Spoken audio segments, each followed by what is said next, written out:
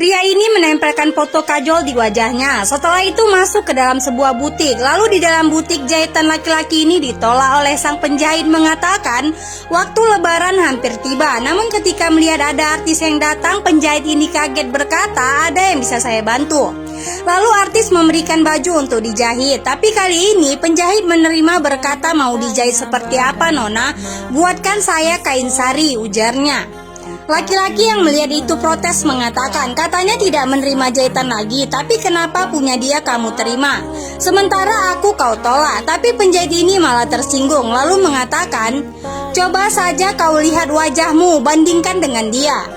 Sementara kajol meminta segera siapkan jahitan bajunya dan penjahit ini pun mengatakan, "Sabar ya cantik, saya akan segera menyelesaikannya," sembari menyentuh bahu si kajol. "Tuan, kamu harus bekerja secara profesional. Yang lebih awal datang ke sini saya dan bapak ini.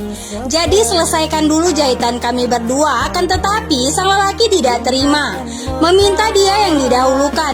Namun lelaki ini tetap bersikeras sehingga pengunjung lain yang juga mata keranjang mengatakan, "Mengalahlah kepada seorang wanita," sembari berdiri ingin menggoda. Tapi penjahit tidak terima berkata, "Jangan kau menggoda pelangganku." Pada saat ini penjahit dan beberapa lelaki yang ada di sana merasa senang karena tempat ini didatangi oleh seorang artis terkenal di India dan mereka sangat senang. Namun kajol yang merasa risih para lelaki mata keranjang ini terus saja menggodanya. Dia pun malas meladeninya, yang kemudian memutuskan untuk pergi saja dari butik ini. Setelah kajol pergi, penjahit ini merasa bangga didatangi seorang artis. Tapi teman sedikit curiga dan tidak percaya. Namun penjahit berkata, "Kamu sudah melihat sendiri. Jadi karena kau tidak percaya, silakan kau pergi saja dari sini."